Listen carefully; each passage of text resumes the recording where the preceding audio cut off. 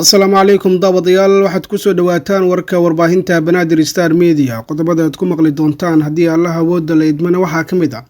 madaxweynaha Soomaaliya Mudane Xasan Sheekh Maxamuud ayaa gelinkii dambe shalay gaaray magaalada Rome ee dalka Talyaaniga sidoo kalena waxaa halkaas ku sugan ra'iisul wasaaraha Itoobiya oo si weyn u doonaya inuu kulan la qaato madaxweynaha Soomaaliya maxaa halkaasi ka dhici kara haddii ay wada kulmaan warbixin ayaan idinkaga haynaa saaxiibayaal isla dhanka dawladda Soomaaliya waxay shaacisay inay shalay gobolka Hiiraan laga fuliyay howlgal lagu laayay horjoogayaal sarsare oo ka tirsan kooxda Al-Shabaab iyo maleeshiyada ciidan oo isla kooxdaasi ah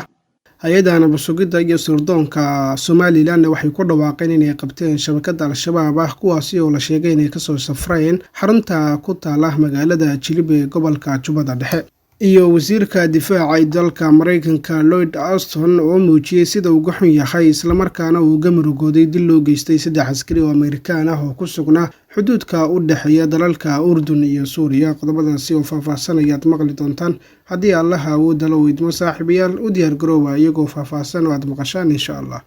isku soo noqda habboon marka la saaxiibayaal aan ku bilaabay sida hordhaca warkeena subaxnimo ee maanta aad ku maqlayseen madaxweynaha Soomaaliya Mudane Xasan Sheekh Maxamuud ayaa gelinkii dambe shalay gaaray magaalada Rome ee dalka Talyaaniga sidoo kalena waxaa halkaasi ku sugan ra'iisul wasaaraha dalka Itoobiya Abiy Ahmed madaxweyne Xasan iyo Abiy Ahmed ayaa xalay ku wada hoyday magaalada Rome oo ay maanta uga qayb galayaan madasha Talyaaniga iyo Afrika oo ay shir muhiim ah ku wada leeyihiin kuwaas oo iskugu imaanayaan madax kala duwan oo ka kala socota dalalka Afrika iyo qaaradda Yurub inkasta oo ajendaha shirkani aysan ku jirin haddana Talyaanigu wuxuu qorsheenayaa baaliyay in xal laga gaaro mushkiladaha Soomaaliya iyo Itoobiya ka dhex taagan ee maalmahan gilgilay geeska Afrika macada ayaa la yiri in Xasan uu aqbali doono kulan gaar ah oo la qaato Abiy Ahmed hase yeeshee ra'iisul wasaaraha dalkaas Itoobiya ayaa isagu si weyn u danaynaya inuu si gaar ah ula kulmo Xasan si cadaadiska caalamiga ah uga yaraado mana u badna ayaa la yiri inay u mari doonto arrintaasi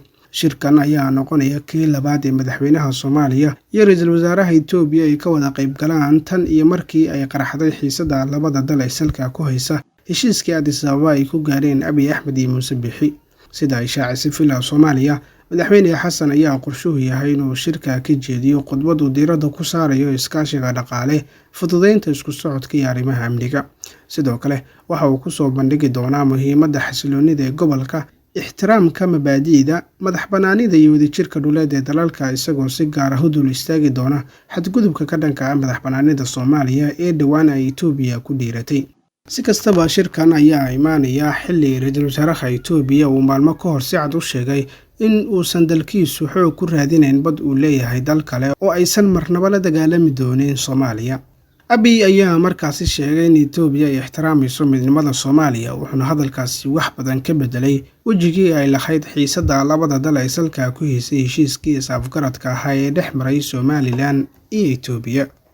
dawladda Soomaaliya ayaa iyadu shaaca ka qaaday in shalay gobolka Hiiraan laga fuliyay howlgal lagu dilay horjoogayaal sare ee Al-Shabaab ka tirsan iyo maleeshiyad badan oo isla kooxdaasi taabacsan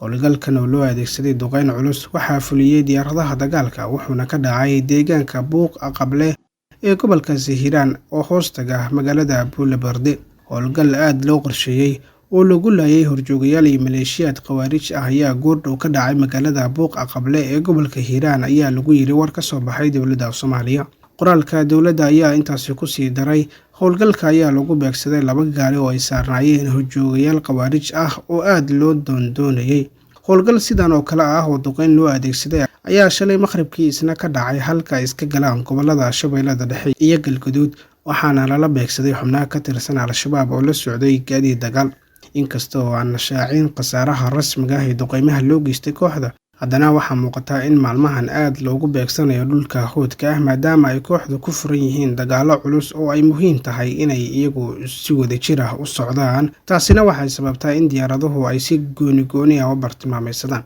dawladda Soomaaliya ayaa kordhisay duqeymaha ay la kaashato saaxiibada caalamiga ah oo ugu horeeya Mareykanka kuwaasi oo duqeymo xoog leh ka geystay gobolada Mudug Galgaduud Shabeellada Dhexe iyo Hiiraan oo ah dhammaan dhulka ay ka arrimiyaan maamulada Galmudug iyo Hirshabeelle kooxda Al-Shabaab waxaa hadda ku adkaatay inay isku gurmadaan oo dhaqdhaqaaq ay sameeyaan waxaana sheeda sare ka ilaashanaya diyaaradaha dagaalka oo beegsanaya markay isku yimaadaan ama kolonyo ay noqdaan si ay u socdaan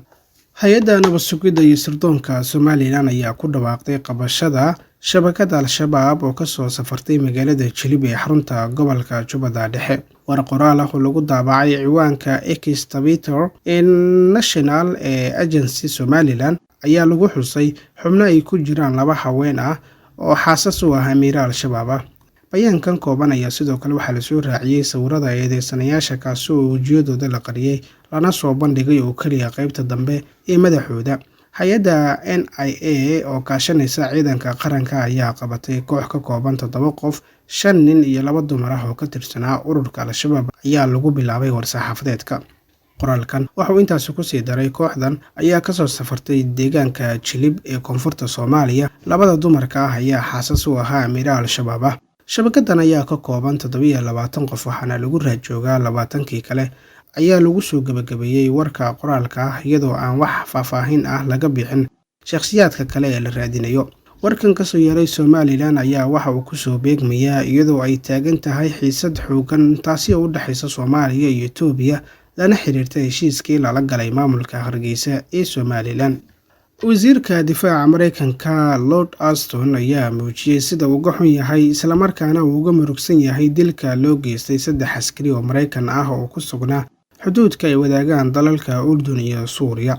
Austin ayaa hadalkiisa ku soo beegay xilli hadallo uu horay u jeediyay madaxweyne Biden isagoo ku eedeeyay kooxo taageero ka helaya Iiraan inay ka dambeeyeen weerarkaasi lagu laayay askarta isagoo ballan qaaday inay ka jawaabi doonaan xilliga iyo goobta ay iyagu doortaan.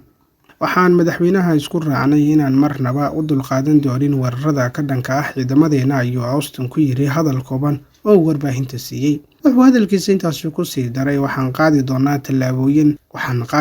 tallaabooyin kasta oo lagama maarmaan ah si aan u difaacno Mareykanka, ciidamadeena iyo danaha aan leenahay. 3 askari oo Amerikaan ah ayaa ku geeriyooday in ka badan 20 kalena way ku dhaawacmeen markii weerar loo adeegsaday drone lagu beegsaday xero ay ku leeyihiin soodinta u dhaxaysa dalalka Jordan iyo Suuriya halkaas oo ay joogitaan ku lahaayeen askartan Amerikaanka ah ee la laayay. Qodobkaasi ayaa ugu dambeeyay warkeeni maanta ee Banaadir Star. Tan iyo kuna dambe intaan hawada ku kulmi doono waad ku mahadsantihiin saaxiibayaal daawashadiina nabadgelyo.